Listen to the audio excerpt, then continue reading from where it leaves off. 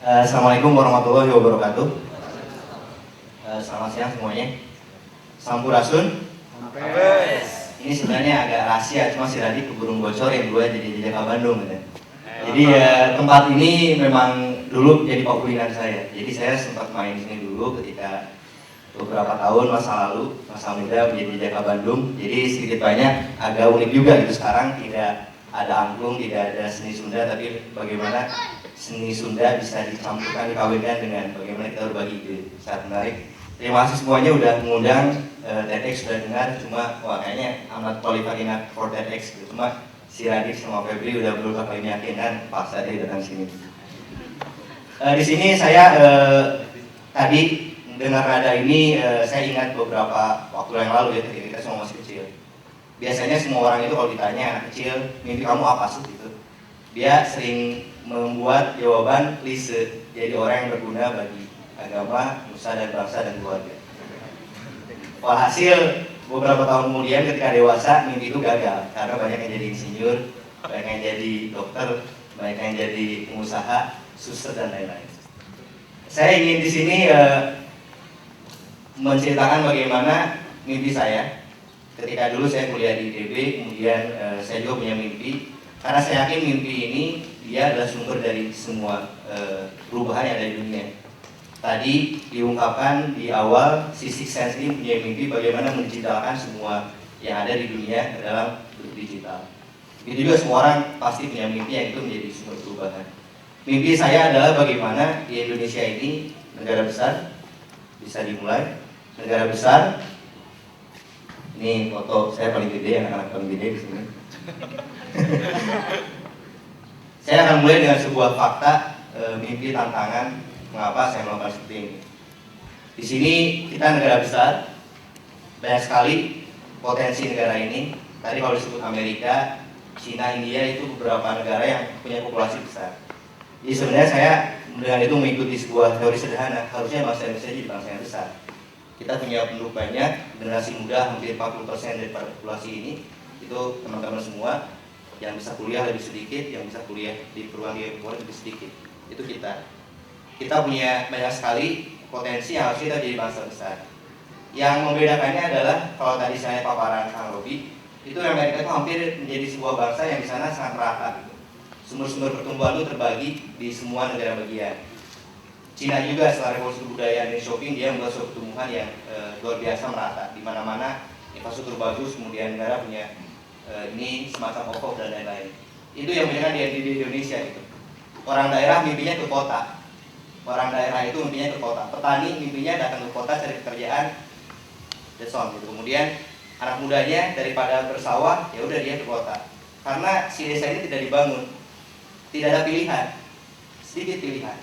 Sedikit orang mimpi-mimpi itu banyak, maksud teman-teman semua di sini mungkin kuliah ke ITB, ke Unpad, cita-cita pasti ke Jakarta. Tapi daerah tidak berkembang. Mungkin teman-teman di sini menyumbang adil.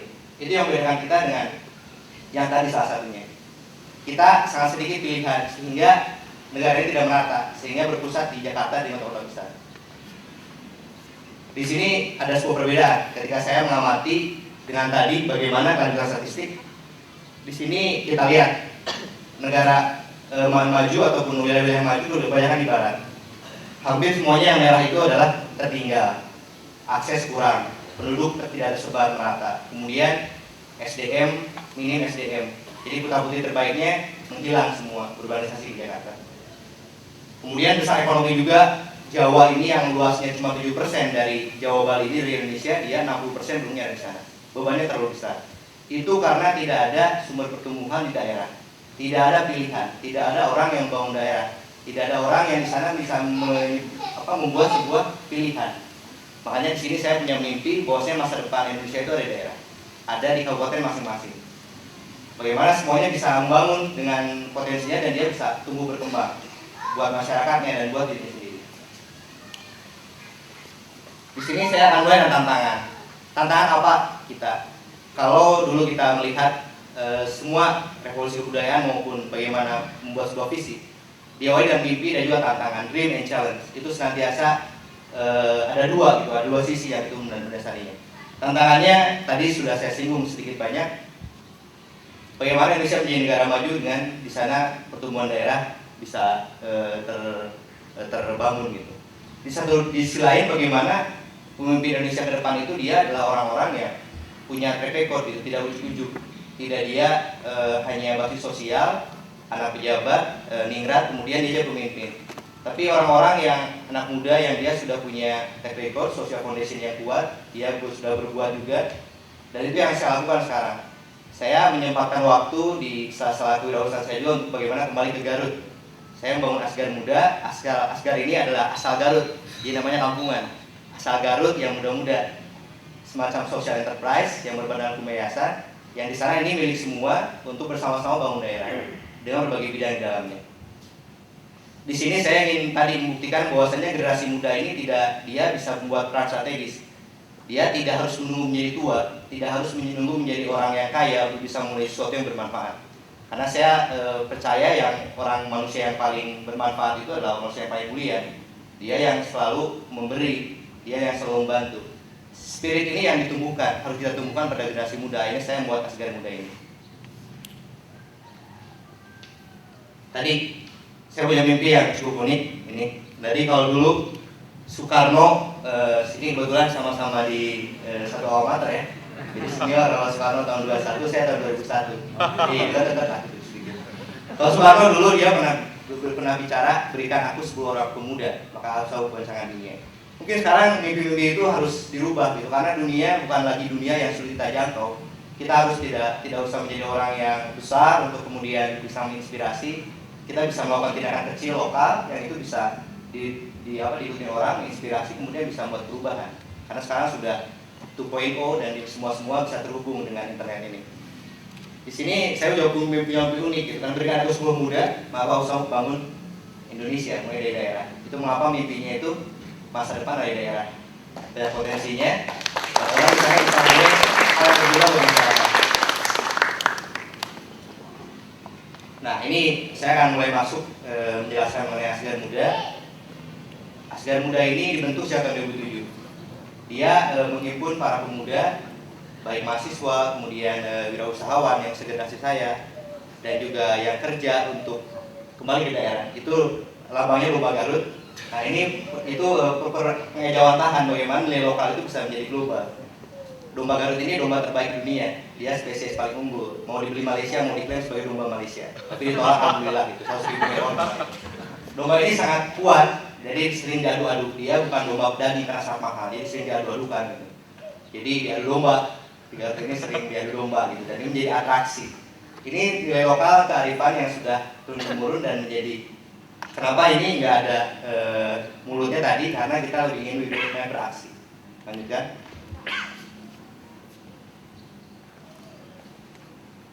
Ini beberapa contoh bagaimana kita memulai dengan kegiatan-kegiatan yang langsung terjun ke masyarakat. Kita di sini menjadi sebuah social enterprise di mana kita menjadi milik semua, kemudian kita dibentuk dalam sebuah konsensus menjadi milik bersama, dan kita di sini membentuk sebuah kegiatan-kegiatan yang bisa bagaimana langsung bisa membangun daerah. Ini pendidikan. Sudah sejak tahun 2007 kita menggulirkan berbagai program intinya menjadi pusat komunitas, pendidikan komunitas. Kita bangun learning center yang di sana bisa menjadi kolaborasi pusat center of excellence, orang-orang buat berkumpul, baik para pelajar, seniman, wirausahawan untuk bikin program bersama, kolaborasi. Itu disediakan secara gratis baik internet maupun perpustakaan. Sehingga di sana orang bisa kolaborasi dan bisa kita menggerakkan mereka menjadi agen pengubah selanjutnya. Kemudian di sana kita juga bikin beberapa kegiatan seperti super camp, bagaimana menyiapkan orang-orang SMA kelas 3 buat perguruan tinggi negeri. Ini menjadi hal yang tentunya kita alami bersama dulu.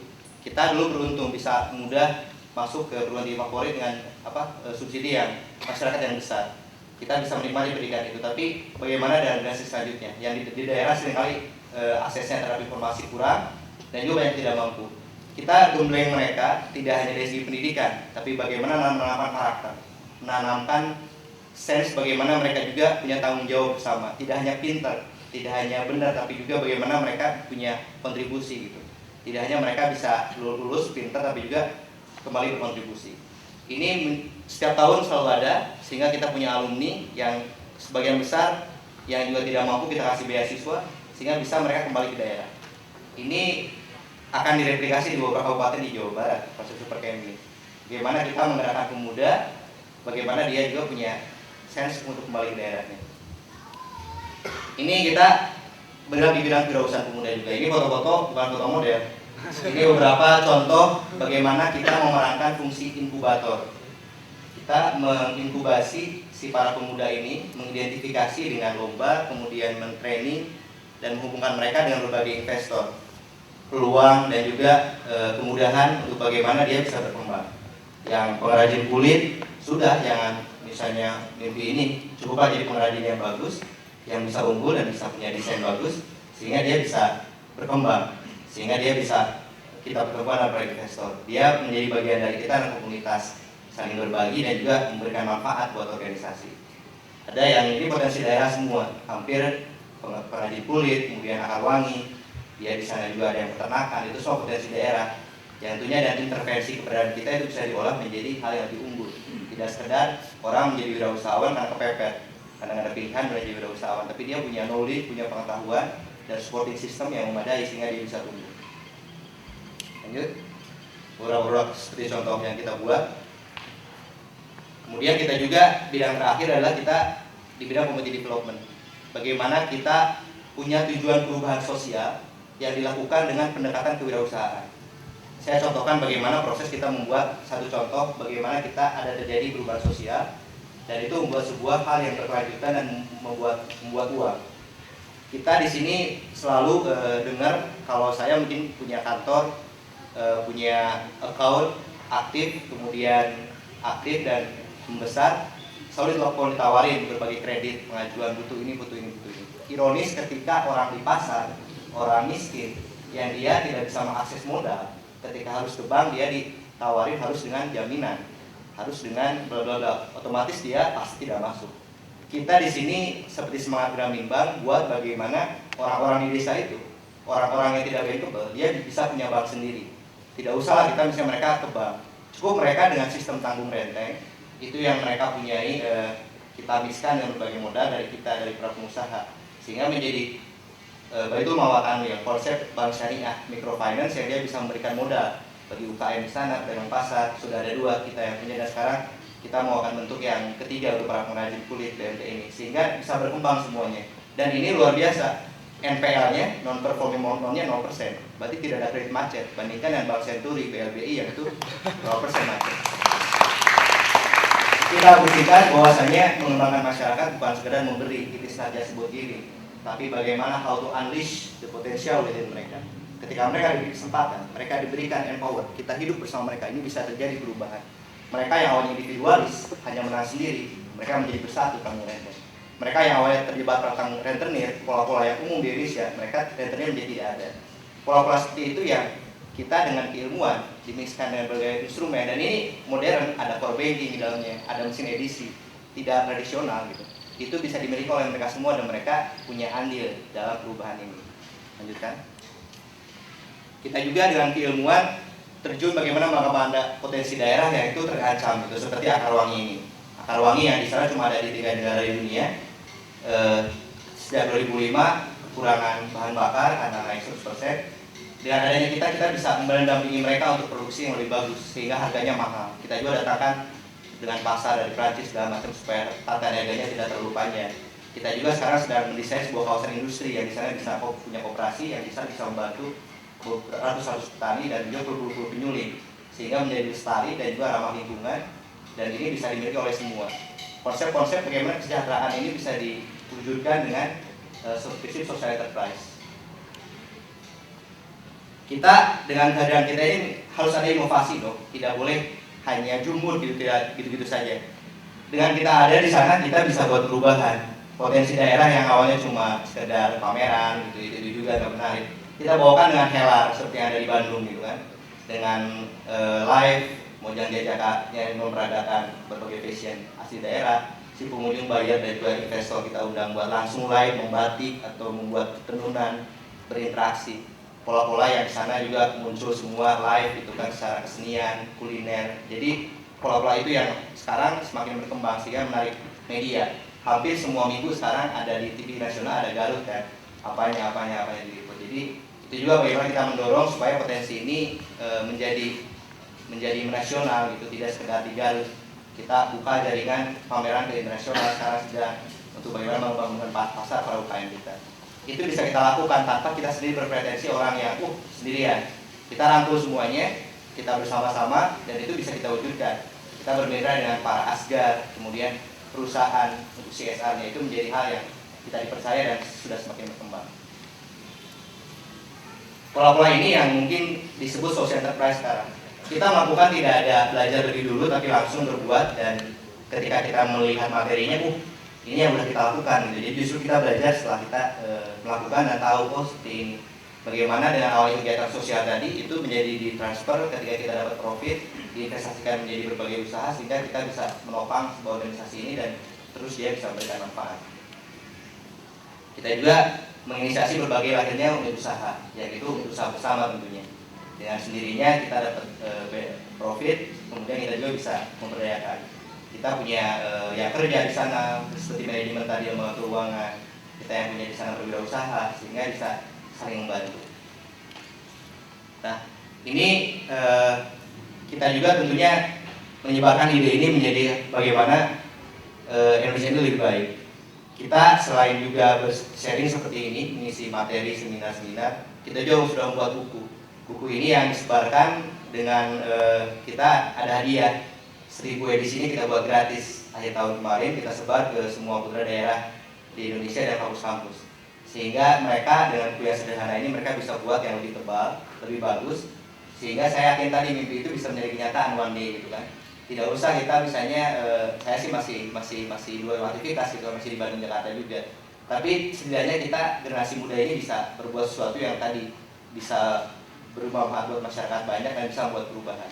Dan itu kita buktikan dengan bagaimana kita menyalakan lilin gitu. Kita sudah tahu masalah Indonesia, pemerintah juga tidak berfungsi, tapi kita bagaimana bisa menyalakan lilin sehingga kita bisa menjadi perubahan. Jadi change we want to see this world.